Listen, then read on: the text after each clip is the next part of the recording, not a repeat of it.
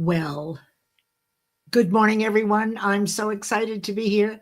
Technical difficulties until the very last minute. In fact, I think I ran a couple of minutes over. So I was actually attempting to go with an Ethernet cable for fluidity, but I obviously didn't practice or something wasn't right with it. So I had to switch back to the old way, and we will see if that works the way it should this morning. So I'm very excited to have you all here. Come on into the room and we'll have a little song.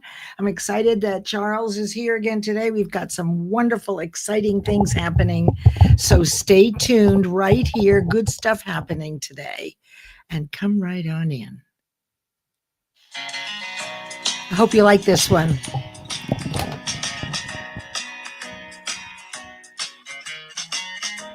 𝙤𝙪𝙧 is my name, and I drove on the Danville train till so much cavalry came and tore up the tracks again.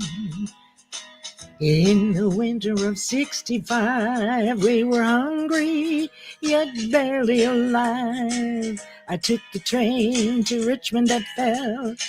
It was a time I remember oh so well. The night they drove old Dixie down, and all the bells were ringing. The night they drove old Dixie down, and all the people were singing. They went, na na na na na na na na na na na na na na. Woo! I'm looking at all of you coming in. Big show today. Back with my wife in Tennessee. And one day she said to me, "Virgil, quick, come see. And there goes the Robert E. Lee. Now I don't mind chopping wood, and I don't care if the money's no good. Just take what you need and leave the rest. But they should never have taken the very best. The night they drove old Dixie down, and all the bells were ringing. The night they drove old Dixie down, and all the people were singing. They sang, na na na na na na. Na na na na na na na na. We're almost there. Get your coffee, your pencil and paper. Like my father before me, I'm a working man. And like my brother before me, I took a rebel stand. Oh, he was just 18, proud and brave, but a Yankee laid him in his grave.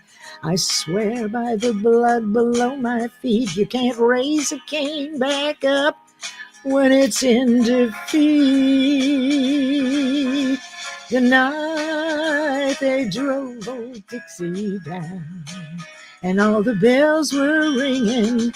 The night they drove old Dixie down, and all the people were singing. They went, na na na na na na na na na na na na na.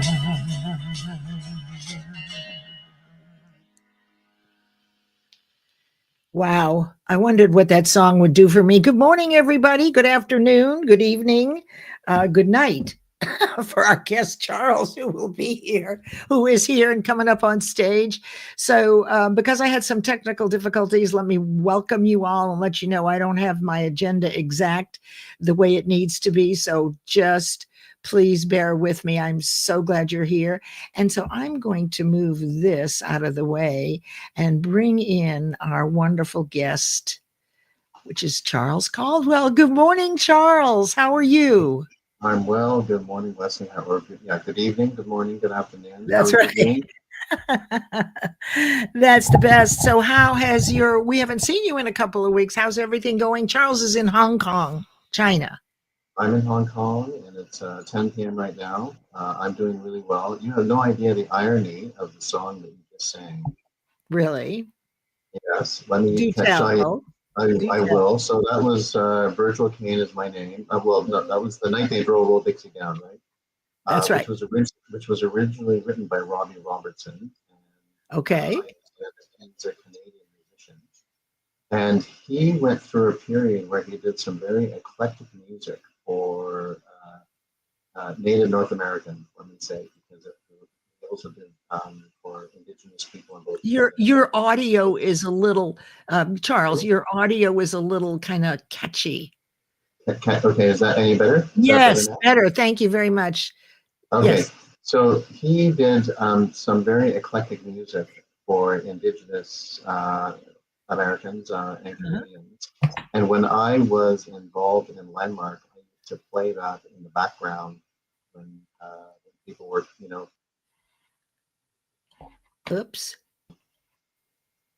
Okay, I'm sorry. I don't know what I did, but say that last sentence again. Oh, this I is used to play. So when he went through that eclectic phase, I used to play his music in the background, with a got it. very mystical sound to a couple of albums that he released. Yeah. And so, yeah, but then Joan Baez, I guess we kind of heard the Joan Baez version. Joan Baez, and Joan Baez, yes. that's where I first heard it, and I've heard it since. She and I grew up in the same town, and Oh, wow. in Palo Alto, and she was just a couple of years older than me. So, and I followed her. She came and sang at San Francisco State, and so thank you for that little bit of history. This is great. So let me welcome you, Charles. This is Charles's second visit, and he did a long stint with Landmark Education, of which I also did the work, 96 probably to about 2003. And we both agree that some of the concepts that Charles had shared with you a couple of weeks ago and that we're going to share today, we'll review and do some more, have stayed with us all these years. Isn't that correct, Charles? Absolutely. Much. Yeah, absolutely correct. Is my sound better now? Yes, whatever you did. Okay, I did it, yeah. Lock it in. Lock it in. Locked All it right. in. So I want to double check that you know everybody. I'm going to do this rather quickly because we're already a little bit in and we've got some exciting things happening here very shortly. So if you haven't met Charles, and notice up here, you'll see in a minute why I have Power Thinking up here. That's Stanley Green's Power Thinking Corp. And that is because as of last week, they are our first sponsor of Mind Over Matter Mondays. And there's a huge benefit for you, which is coming. So let us say good morning to Aaron Gibson, tuning in from YouTube. And the beautiful intro and outro that you'll see was created by Aaron Gibson. So if you have a live and you want to distinguish yourself and bump up just a little bit, in your branding, it's wonderful to have an intro and outro. And the thing about Aaron is, and I will speed through this as I said I would, the thing about Aaron is that once you have a conversation with him, he totally gets who you are. So I haven't seen any of his intros that didn't work for the person and their branding. So thank you for being here, Aaron. He's up in Calgary, Alberta, Canada, and still loves us, regardless of the tariffs, right, Aaron? I know you do. And Charles is welcoming everybody. Yeah. And here is Elizabeth 𝙈𝙧, who has been a two-time guest here. And Toulouse is not her fiance nor her boyfriend, but is a partner of sorts. He is a little puppy who recognizes my voice. And we believe that there may be conscious awareness inside Toulouse's little head. Elizabeth's up in Rhode Island. She is a nurse, a multi-book author, and she is also an interactive hypnotherapist and certified in NLP. So she'll be coming back with us. Thank you, Elizabeth, for being here, always in your corner. And today we have Leanna Stock here from Duluth. Check out Leanna's posts. She posts some of the most incredible photographs, and I actually know her as that now. And Leanna, I'm always looking for your photographs. Isn't it interesting how the visual part of me, it's like a break for me. What do you think about that, Charles? It's kind of like a break when something visual comes through. Yeah. Absolutely, definitely. I agree. Excellent, excellent. And here's Kimberly Lechnick. Hi, Kimberly. Haven't seen you in a long time. Actually, Kimberly was one of the first co-hosts of this show. She Very good. was. Welcome, She Kimberly. was. Okay, let me see. We have Nicole Angay-Galindo. She is the head of Guiding Brilliant Writers Publishing House. And right now she has an opening or two for her legacy, which is an anthology that should show up right around Thanksgiving. In any case, in time for you to have your legacy, a chapter about your life to give as gifts. So Nicole is a good friend, and also I do line editing for her. And she has a big launch this week with one of her clients. So just wanted to share that. Thanks, Nicole, for being here. I'm glad your schedule worked out. There's Christy Williams from Florida, one of the biggest proponents, of my work and of this kind of work. Really, Mind Over Matter Mondays now has morphed from just sharing my stuff, right? Or my co-host stuff. It's more like you've heard all my stuff. Now let's hear different ways so we can adopt agile thinking. There's a lot of noise coming in from your, if you could mute yourself, Charles, if you wouldn't mind just for a minute. We're hearing a lot of static. Better, much better. Okay. Christy is one of those people. Follow her and watch what she does. She is a big supporter. Christy, thank you so much for all your support. Gosh, it's been a couple of years that you've been right there in my corner, and I do appreciate you. And also your twin sister, Adrienne, who lives up in New England, who also is the same kind of incredible supporter. So folks, if you want to support people, just find one thing that you love doing. These two ladies, Adrienne and Christy, the way they support is by reposting.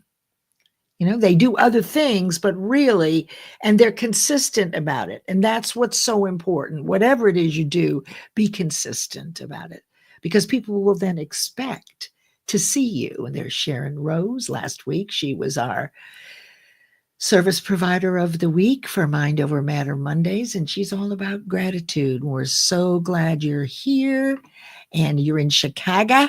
Okay. And here's Louise Scheidel coming out from the West Coast, a digital photographer and videographer, and also the co-founder of Integrate Art in Schools for teachers and students to learn to integrate art into all subjects. Don't you just love that? Thanks for being here, Lay, each week. Most all of you are here every week, and I love that about you. And I promise to keep bringing in people that will blow your mind with things maybe that you hadn't heard this way. And, you know, out of confusion comes clarity. So if something confuses us and we hear it again from a different person, we begin to become more aware, right, as we hear it over and over and over again. And then one day it becomes super clear. So Lisa is a registered dietitian with a focus on menopause, the menopause years, what you should eat. And her show returns tomorrow afternoon, Tuesday. It's a panel, and it's all about managing menopause with what you eat. So thanks for being here, Lisa. Hello, Michael. So glad to have you. It's late for you. Is this a friend of yours? Indeed, it is. Well, Welcome, Michael. Great to see you. Yeah, so tell us a little, just a touch about Michael, so we get to know him. Well, Michael and I have actually been connected on LinkedIn for a very long time. I think maybe even almost 2 decades, since the very beginning of LinkedIn. Mm-hmm. And we're acquaintances many, many years ago. I mean, we've reconnected actually in the last couple of years, but we knew each other when he worked for a mutual colleague of ours.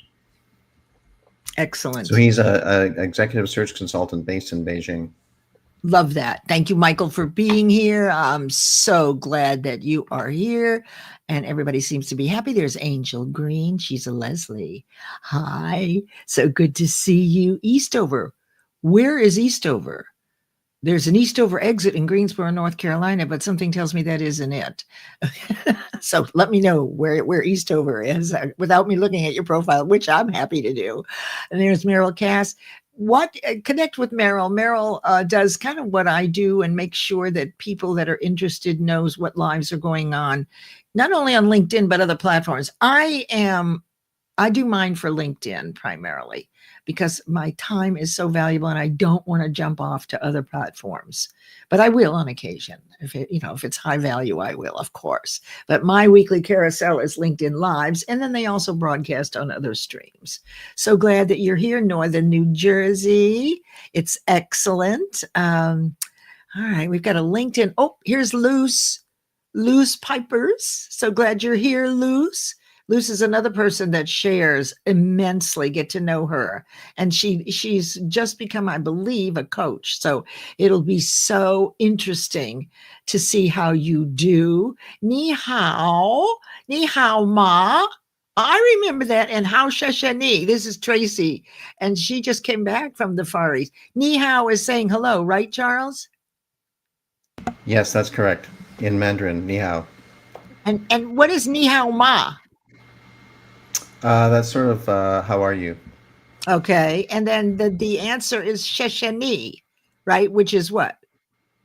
That I couldn't tell you, unfortunately. Okay. Well, I think it's your But welcome. my daughter could. My daughter could. Okay. Fabulous. Tracy's amazing. She has a show, a business voice live show at 1 p.m.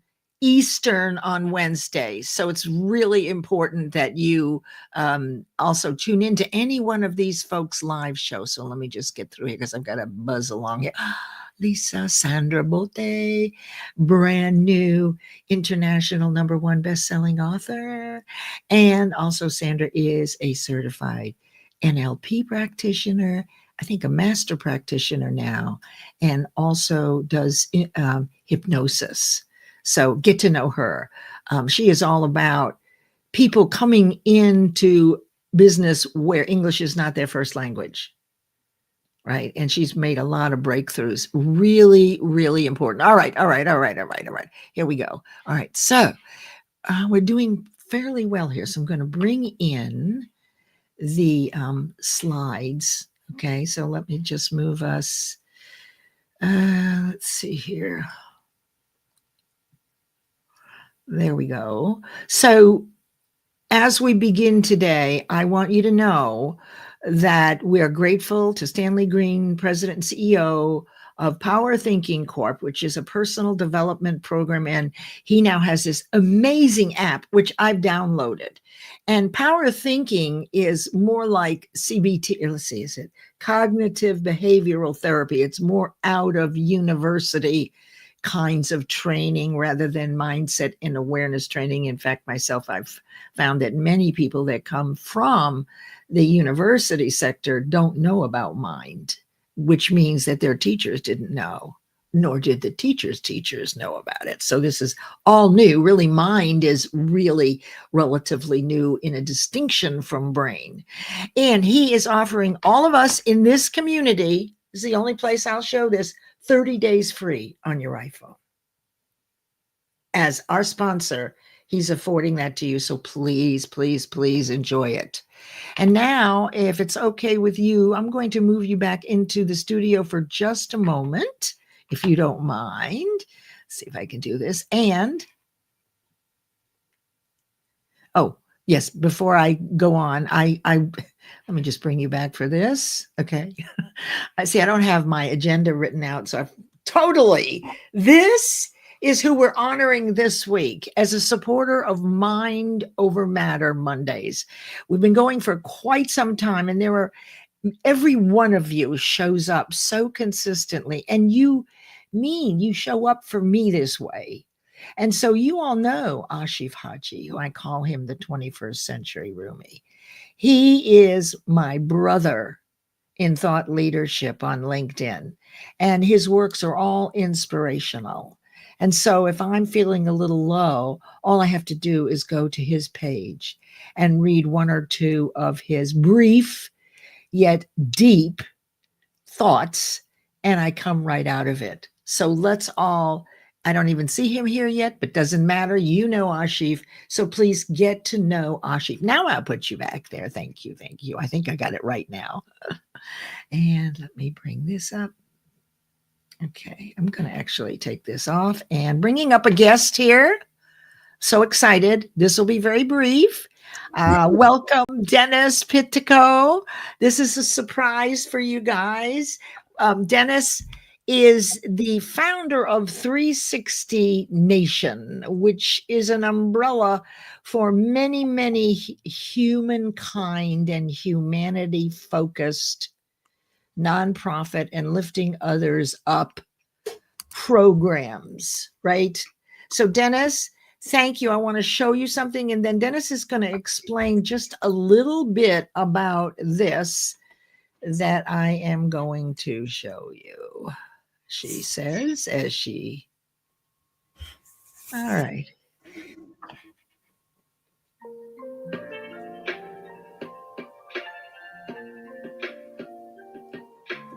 Welcome, everyone. On Tuesday, September 23rd at 11 a.m. Eastern, join Franklin Delano Roosevelt, Dennis Pittico, and myself for a fireside chat. This is a rare program where we get into a deep dive about people that Dennis has selected. He has found something else about them that is so important that he wants to share it. So with that, Dennis, tell us about Studio 360, what it is, and why you chose me or asked me to be part of this, because this is only what, 3 or 4 times a year. So not many. Hi, Leslie. Thanks for welcoming me, and thanks for that introduction. Yeah, let me give you the backstory here, and then I'll come to your question, Leslie, as to why I and we selected you. At 360 Nation, we've been doing a gazillion events over the years, and we meet a lot of good people, and Leslie's been part of a number of our events. But I'm sorry, can you hear? We seem to be frozen. Your audio is, I don't think it's me. Okay, so if you're not frozen, can you hear me? I can, yeah. My volume's up on my end. Okay, not good. Okay, so, okay, I can hear you too. Okay, good. Are we okay? I hear you. Okay, yeah. All right. Yeah, talk. Okay, here we go. I'm going to recap just a minute for those that couldn't hear me. At 360 Nation, we've been doing events for 15 years. We've done a number of them. Leslie's been part of a number of our events, but what we've learned over the years is, number one, we meet a lot of interesting people, but rarely, because of the nature of event, can we dig a little deeper. So what we decided a few years back was to launch something we call Studio 360, and it's modeled after something a guy named James Lipton on public television had a show for 2 decades. And it was called Inside the Actors Studio. And he literally had actors come on stage, just one-on-one with him, and he would ask a series of questions. When he started back in 1994, his first guest was Paul Newman, and he ended in 2019. And it was literally what we would call a fireside chat. So we took that concept, we dusted it off, and we launched it a few years back. And the difference between that and what we're doing is, not only do we sit down with people like Leslie, and I will start the conversation with a question or two, but the idea is for everybody in the audience to add their questions, which is kind of unique. And I find that normally after my first question or two, I don't have to say anything else. The audience takes it from there. So it's a 1-hour gathering, and it's designed to peel back the layers of different people and see them from a different angle, as I have seen Leslie over the years. And Leslie mentioned that we haven't done many of these and that we are very careful on who we select.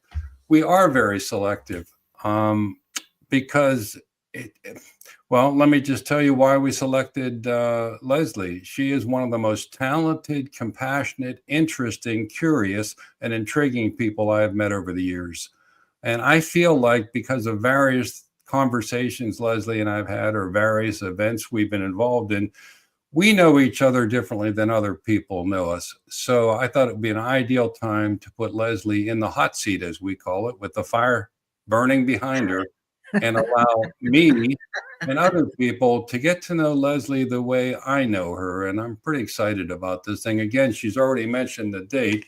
If you can see the chat stream, I'm putting a link in there right now. That's a link if you'd like to register, because it's only, a week from tomorrow, Leslie. That's right. That's right.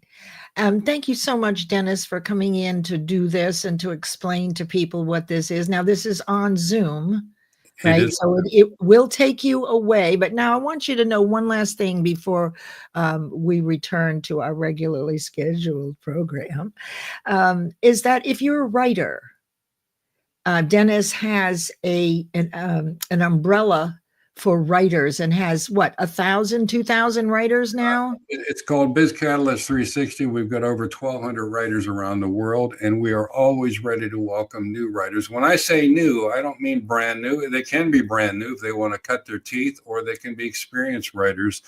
But we have a very wide reach across the world, and we'd be delighted to welcome anybody that's interested. Just reach out, connect to me, and we'll take it from there. And one last thing I'd like to thank you for, Dennis. You know, most people know about my book, Erhardt. Yes. And the foundation of it was some 23 years ago, actually, if we're getting specific, right? But I usually say 20, 25 years. And it wasn't, the story wasn't ready, but the outline was. And 23 years later, when I was writing for Biz Catalyst, I asked Dennis, I said, if I wrote this in episodes, would you run it every week? And he said, absolutely. So the actual first publication, in 12 weeks, every week, he launched another episode, was on Biz Catalyst. So I'm so grateful. And he wrote the most extraordinary introduction to this book. So Dennis, you mean an awful lot to me, and I appreciate how you roll with my fiery personality, because sometimes it shows up.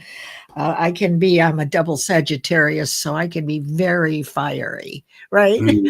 So thank you so much. And know that on Thursday, Dennis has at 11:30 to 12:30, the Friendship Bench. That's also on Zoom. So reach out to him by DM. He'll send you whatever you need. And I'd love for you to all to get to know him. Thank you again, Dennis. Thank you. My pleasure, Leslie. Look forward to seeing you next week. Thank you. I'm so excited. Thank you so much. Okay. Back again. Got a few people to just say hello to. Let's see. Stanley Green is here. Yes, Stanley. We talked and I showed everyone. I got a QR code. So Stanley Green is here, and he took a leap to support our show. And it is true that most of the work that I do really relates with what he does, but it's said in a different way. And I've learned when you hear these concepts from different people in different ways at different ages of your life, you build a really strong foundation of what aligns with your values and your virtues, and they get stronger and stronger. So let's say hello to Zarar. Amazing transformation of this man. He's over in, I think, Lahore, Pakistan. Good friend, was here, one of the first people here that embraced me. And I just love that he calls me Nana, because that's what my grandchildren call me. And there's Felipe Cofino. His show starts tonight at 8 o'clock. And I think it's Workplace Wellness Hours live with his two co-hosts. So thank you for being here, Felipe. I'm so glad that your schedule allowed for this. All right. So let me get into the next part of this. Okay. Especially since we have 9 minutes, and I think we can do this. So let me bring this back up here. And it would be nice if I put this on from the current slide. There we go. So thank you, Charles, for coming back. And I met Charles. I'm so excited that you're here. Charles was very involved in landmark education, really did everything in Canada, running centers, seminars, all sorts of things. And I on the other side of the country or in the United States was learning that. And then we just recently met on Uncle Don's Thursday Live and realized that we have similar background, and we got to talking about the transformational concepts that we learned all those years ago that we still hold close to our heart. So here he is. This is one of the best pictures. He is an executive leadership coach. And let me just say this. Anybody who wants to have a conversation, reach out to Charles. But may I say, it's more of a conversation. I'm not necessarily kicking tires. I'm curious and investigating, ready and willing to take action on my own behalf. So coaches and we all are very, very busy. So I know that, Charles, you would appreciate having anybody reach out to you, and let's be ready and willing to have a serious conversation above and beyond connection. Yes, Charles. Absolutely. I totally agree with that. It's important that people, when the student is ready, the teacher will appear. And so we have appeared. Yes, yes. And that's what happens. And it appears and appears and it appears. All right. So here's what we're going to do. Yes. So the first thing is 2 weeks ago, maybe it was 3, I can't remember. You can find this listed on my events. These were the first 3 concepts that we stepped into, because when Charles was here, I wanted to tell you a lot about him. He's in Hong Kong. He has 3 children, 2 are twins, right? I mean, lots of wonderful things. So go back and Triplets. Oh, I'm sorry. That's right. I'm sorry. I thought yeah, that's right. But you have 4 children then. Yes. Okay, that's right. I have headcount issues everywhere. Okay. So your eldest son was all by himself, right? He came into for a year, for just about 2 years. Yes. And then all 3 came out at once. Well, yes. sort of. Okay, that's fabulous. All right, so let us briefly go through what we did before, just for a quick review so we can get in today. So I'm going to make this just a little bit bigger. Yeah. All right. So the first one, and Charles, why don't you make it short and sweet and to the point, and I'll tell you what I know, and then we'll go on. So the first concept we learned is what we don't know. That's right. Right. That's a key. Go ahead, please. Yeah, that's a key part, is that the type of conversations that we're talking about here, it's breakthrough thinking, transformational concepts, and that doesn't happen in what you know, because typically when you read typical success books, you get incremental increases. What this is breakthrough thinking. It takes place in what you don't know that you don't know. You have powerful insights, powerful enough that you step into that action that you talked about a couple of minutes ago related to coaching. Yes, excellent. Now, the next one was unconscious filters, assumptions, and biases. And this is a picture of Charles. And briefly tell us how this picture relates to this particular concept. I know I'm putting you on the spot. Yeah, absolutely. So no, that's not a problem at all. Okay. One of the things that I learned when I did the Landmark Forum is that I had certain assumptions and filters and biases towards how I ran my business that affected my business. And when I really got in touch with those biases and got them revealed, it really transformed how I related to my business. It transformed how I was as a leader. I was a bit of a top-down leader who was very control-oriented, and then I became a more bottoms-up leader that was more collaborative and more encouraging towards my employees. And at the same time, I had a regular podcast. I guess in the day it would have been a cassette tape in my head, but now we call it a podcast running in my head that's got this repeating conversation, this repeating filter about I know how to run my business better than anybody else, et cetera, et cetera. People were trying to contribute to me, but I couldn't see that until I got pulled out of myself in the Landmark Forum and kind of was able to observe the observer and think, oh my gosh, these people are right. These people actually are trying to contribute to me.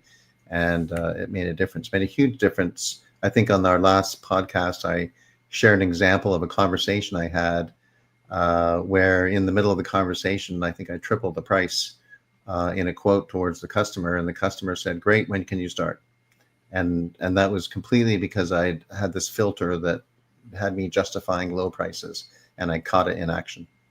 Oh, I love that. That's the perfect thing. We don't think we deserve more, but That's right. that there's the other side to that, that we do deserve more. So which story, if you will, as we use the word story or narrative these days, which one is dominant? And it's the fearful one, but you're right. The breakthroughs, this one right here is fantastic. This is fantastic. So this is a picture of you breaking through, and you're in a boat. What were you doing here? Remind us. So I started my business when I was 16 years old, and I took a gap year from university, and during that gap year, the business really went through an inflection point. I incorporated it. We were offering scuba diving services. We were doing a lot of pretty high-tech stuff. So in this particular picture, we were painting this really high-tech racing paint on the bottom of a racing boat. Very cool. Very cool. Thank you for sharing that. Okay, and then the third one, so that we can jump into what we're doing this week. This is the one that I still use today. I call it differently. I sent Charles the concepts. We discussed, how we were going to approach this, which is best to land for you, right? Particularly if you haven't heard it before, or if you had heard it, it sounds familiar. So this is collapsing facts into interpretation, and our narrative becomes reality. Charles, explain that one, please. Yeah, so this is really, and there are the facts. It's black and white. One of the things we used to say is, if you were a fly on the wall, what did you actually see happen? Well, we saw two people making a lot of noise coming out of their mouths and going back and forth, and one person went out of the room with a big red face. But then we have a big story about it. We were yelling, we were shouting at each other. I was being made wrong. My boss doesn't understand me, or my employee doesn't understand me, or my spouse doesn't understand me, et cetera, et cetera. And what happens is we collapse in the facts with the story that we make up about the situation, and we start relating to that narrative as reality, and we get stuck in that interpretation. Yes, yes. That's excellent. Perfect. So those are the first three. Let me just make sure. Sajid Kumar came in. He is an HR recruiter in Canada, in Toronto. Amazing posts. And Dr. Marcia, a leader like you, has a new book coming out. And also Tuesday morning at 8 a.m., she has the most amazing live. You'll find me there pretty much all the time. All right. Are you ready to go into today's, shall we? Let's do it. Let's do it. Okay, I'm going to make us just a little bit smaller. These are the topics today, and I'm going to just, in the interest of time, we need to keep this to maybe 3 minutes for each one. Also, whatever you put in the comments, remember, people that go back and replay this will not only hear what we're saying, but also what you said. And don't second guess yourself, because your comments and your questions could be just the one that somebody needed to hear to break through, like to get some clarity about something they've been very confused about. We don't take any action when we're confused, but once we gain clarity, we're out of the gate. So it's natural to be confused and have to hear it over and over and over again until your level of awareness matches the understanding of the lesson. Okay. So here we go. The first one is what we resist persists. Then there's a payoff, which is often why things persist. There is an ultimate cost to resisting. And when we see the cost outweigh the payoff, then we let go. So Charles, please, let's go with the first one and your explanation. I love these, so please. Thank you. Thank you very much. So there's two aspects to what we resist persists. First of all, there's just the concept that what we resist will persist. So if, backing to the example earlier about my boss doesn't understand me, or my employer or my spouse doesn't understand me, that's a resistance to their particular type of behavior. And, that resistance will tend to put people into entrenched positions. And a good example of that is actually in martial arts. A lot of martial arts train you to use your opponent's energy. And instead of resisting the opponent, you're actually sort of inviting them in and when you invite them into your space, you then accept their energy. And that's when you have a particular move in judo, for example, which allows you to overcome your opponent. Now, in this particular example, resolving resistance in human beings, we're not trying to flip our opponent, but we are trying to invite them in, and we're trying to understand them. So instead of locking horns, you really learn how to work alongside somebody. You really stop and you listen to them. If you're not listening, if you're talking all the time and arguing, you're not actually listening to somebody. So that's a concept, what you resist persists, that is explored, right? Let me ask you a question about that. I just want to make sure that I'm getting this right. So it's as simple as when you resist it, it persists because you're thinking about it all the time. So you're thinking about the same thing. But the reversal of it is to choose the way things are and That's right. the way things are not. That's right. Is that right? Because this is how I made it through my marriage. Particularly after 96. So it lasted 5 more years, which hit 30 or 32. I don't remember now. But the thing is that when things weren't going well, I reminded myself from the forum, choose it as it is and as it isn't. You made this commitment, right? So simply choose it. The minute you choose it, that resistance disappeared. It seems like you can't resist and choose at the same time. Is that a fair statement? Yes, absolutely. And that's the vicious cycle that people get into. And that would be very applicable in today's day and age. I mean, there's a lot of stuff going on the planet right now, very close to our hearts and also around the world, that just confuses people. And yet you actually, when you wake up in the morning, there are things that you can control. You can control how much social media you absorb, how much news you absorb, how much exercise you get, what you eat, how much sleep you get, and all these things will impact your well-being. So focus on the things you can control. Don't resist those things. And then the other things, you just have to accept that you don't necessarily agree with the way they are, or maybe you do, but you just accept, as you've said, Leslie, that that's how it is at the moment, and you focus on what you can control.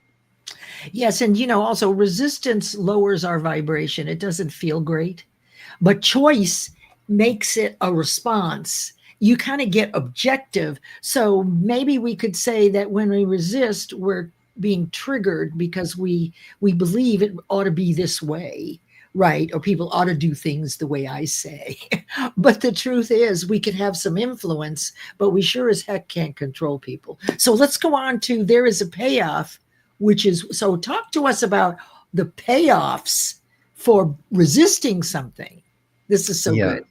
Yeah. So I want to also just distinguish that there's the concept of what you resist persists, and then there's another concept of having some kind of persistent issue in your life, which is usually relationship related. And the issue here is that for example, a person might be continuously complaining about their boss being incompetent, or not appreciating them, or they might be in a relationship where they habitually feel hurt and resentful that their partner is not attentive enough to them. And then this goes on and it goes on and it goes on. And, you go out for a drink on the weekends or once a month with your friends, and you just know you're going to get this kind of story from a particular individual, and it's persistent, and there's always something new that's contributed to that complaint that the person has about that. Now, the reason it persists is because there's some kind of payoff that they're getting out of it. And a lot of people get confused about what that payoff might be. But the payoff usually, it comes down to being right about something. Mm-hmm. And for example, with me running my business, I had people trying to contribute to me about my business, including my father.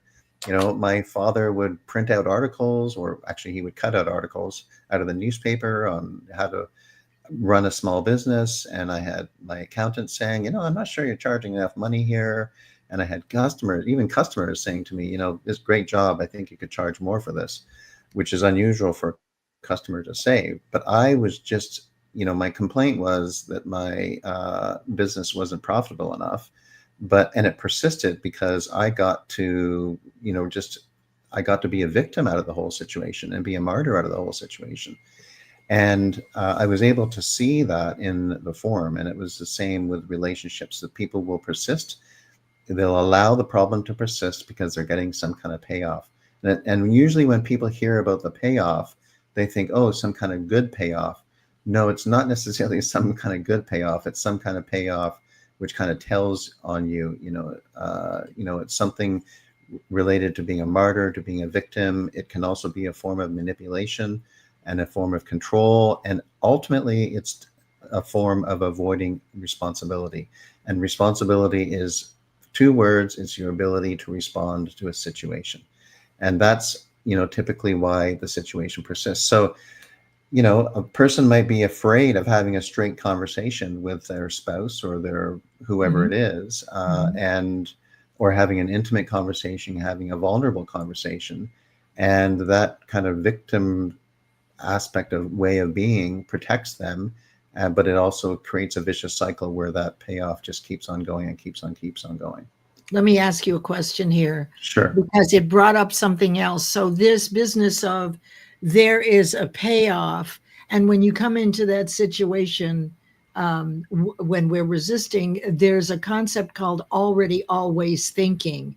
So that's when you come in, if I'm correct on this, when you come into a situation already knowing what everybody's going to say, right? So nobody even has a chance to say anything new because you've already made your, is that what that is? Does that work in here, or am I totally Yeah, off? to a degree. What I'm trying to do is get away from the nomenclature of it, because I think that in the forum there's they use labels for a particular way. So I want to describe it in a way where we stay away from labels. But the filter that we talked about in the last slide, the filter is what you're talking about. That what you referred to as the already always, that's the filter.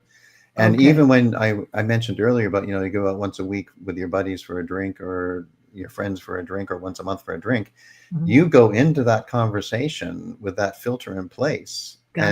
Even if the person has had a vulnerable conversation, it's like, oh, here we go again. Charles is going on again about his business. He just, and meanwhile, I'm like, well, you wouldn't believe it about my business. And they're like, yeah, we know already. It's not profitable enough. Yeah. I hear you. Okay. So let's move. Thank you. Thank you for putting that back into last week. And also reminding me not to use the labels necessarily, although I will tell you it's a powerful program, but I appreciate what you say. So now let's talk about what is the ultimate cost. So you got the payoff, you're now in victimhood, everything happens to me, making people feel sorry for you. It's the guy on the left.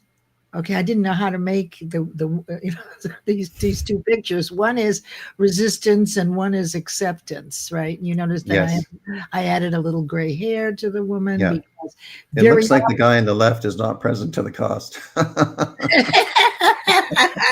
I know. Well, it's funny how I let AI do this, and that's great. That's a good AI and picture, I kept actually. tweaking, because the first one was him really grimacing and her. I said, no, not exactly. Diminish that smile. So really, that's the low vibration on the left and the breakthrough on the right. Okay, so the ultimate cost. Do share. Well, the cost is really what it costs you. I remember when I did the Landmark Forum, one of the things that's very powerful about it is you see yourself in other people. And I was amazed at how some people had some relationship issues that had been going on for decades. Yes. I mean, in my world, if I wasn't talking to somebody for a few weeks, that was long enough. And it would be, my family generally operated around a model of maturity. And if you were going a couple of days holding a grudge, they were going to have some straight conversations around you about what's going on with you. You're not acting very mature. So but it wasn't a maturity issue that people hadn't talked for 25 years. It was a payoff issue because people were just entrenched in their point of view, entrenched in being right, entrenched in trying to control, or entrenched in being a victim or a martyr. But ultimately, there's a cost to it. And the cost is love. The cost is joy. The cost is intimacy. The cost is all the possibilities that are available in a relationship. And, if you go into those Friday night outs or the once a month get together for a coffee with your friends, and you're always filtering with each other and listening to each other through these filters, the cost of that is really true engaging conversations and vulnerable conversations and authentic conversations and joyous conversations. And I look at, there was a tangible cost with my business that I was actually able to distinguish some very, very powerful things around leadership. And the cost was my employees were not motivated. And when I really had a defining change in how I led my company, that really impacted how motivated they were and how engaged they were. And at the same time, it impacted my profitability because I was actually able to alter the way I interacted with my customers. But what it really particularly impacted was my dad, because my dad and I had a great relationship. There was nothing wrong with our relationship, but it was operating at a certain level that when he wrote those, when he cut out those articles from a magazine and gave them to me, I took them as a criticism. And even when I was in Vancouver, I guess, and they were in Toronto, and they would talk about the weather, I'd be kind of like, oh, the weather, everybody knows it rains in Vancouver. Actually, it doesn't. That's a conspiracy to keep the Easterners away. But but what I realized was the way, when my dad gave me these articles, when I called up my parents and they talked about the weather, this was their love language. This is how they said, I love you. This is how they tried to contribute to me. I couldn't see that until I did the Landmark programs. And when I saw that, I thought, oh my gosh, like what's possible now in this relationship? This is all a form of communication. It's all a form of joy. It's a form of love and contribution and acknowledgement to me. Good job running your business. Here's another way you could consider running your business successfully. And that was really transformational for me. Excellent. And I got present to the cost. So the payoff is some form of being right or wrong, a victim, a martyr, and the payoff, the cost is love. I got it. Fantastic. Does that make sense? Oh, absolutely. Absolutely. So, and the cost usually comes later in life, wouldn't you say?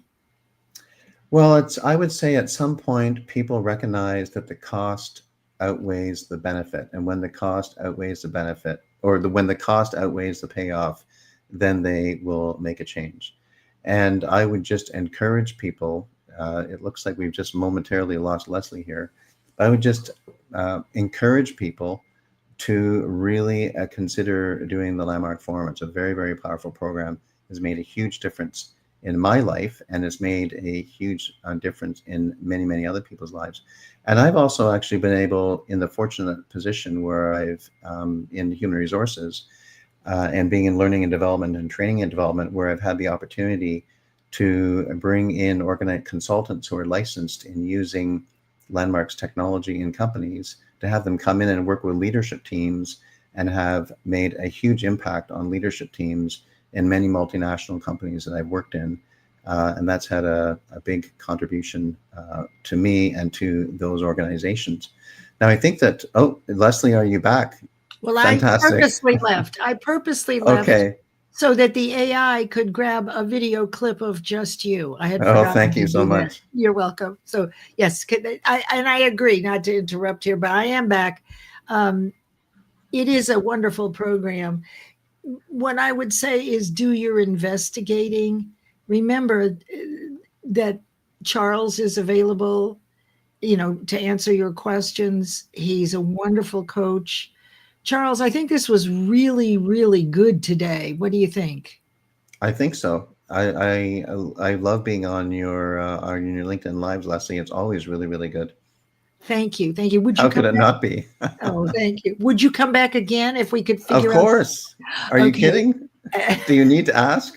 Well, I want to make sure, because we love this conversation and so excited for you. So let me, what I'm going to do is bring this back up so I can remind you. There's the QR code for Studio 360. I have some complimentary tickets for this October 3rd and 4th off platform. It's on Zoom's big event platform. If you're interested in going, just go to creativelivingIdeas.com and you can see all of this every week. If you have a live show every week or every other week, I distribute early Monday morning or late Sunday night every week the live shows that are on LinkedIn.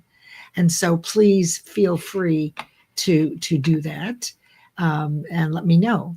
So Charles, thank you so much for being here. I'm so happy that we got through these. I love these concepts, and I hope everybody else. Oh, there's Wendy. Yeah. Hey, Wendy. Yeah, it's these concepts. Go back and listen to them again. And I love relating them to things I already learned so that I can kind of do a matrix. Oh, well, this Absolutely. is how my mind works. Yours may not, but Yeah. the Virgo rising in me wants to fit it all into a matrix. Well, landmark Yeah. says this, there's a right, but other people are not that way. So, any last Well, words? one of the things we used to say is that the conversation will always go to work on you, and you're a good example of the conversation going to work on you, and you go to work on the conversation, and then you have, great insights out of that, and it's a great conversation. It's lasted a long time for you. It's lasted a long time for me, and I thank you for having me on your show again and talking about these concepts and everything else that you talk about.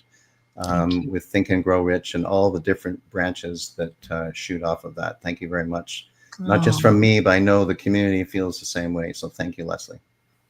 You're welcome. Thank you. And I'll move you back into the studio. Thank you so much for being here. It's almost nighttime. Well, it is nighttime where you are. Absolutely. All right, everyone. Again, thank you to Stanley Green for being our first sponsor. And look back in this and grab the QR code. And we've got links in the comments of how you can, with your phone, access 30 days free of the Power Thinking app on your phone. So I'm very grateful for that. And now we will close out with our outro by the wonderful Erin Gibson. It was my intention that you love this conversation, that you're acknowledged, that you know how you land for everybody in this group. If I've missed anybody, I do apologize. It's obviously I'm doing pretty much all of this myself, not always at 100% fluidity. So with that, I will say have a fabulous week, and I'm going to play the outro. If I can find it, here it is. We'll see, I've never done this before, so let's see how it works. Well, I don't know that it'll let me do that. Interesting. Well, that is very interesting. Let's see if this...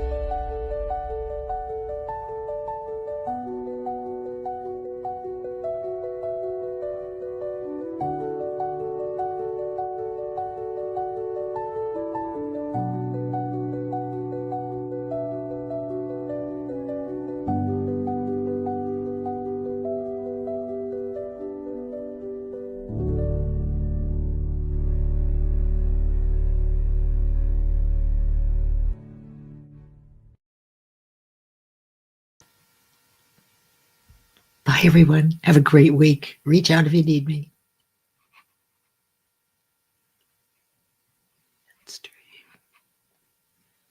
Okay. Well, I've already done this. Now, how am I going to? Oh, dear. All right, let me see if I can do that. End stream.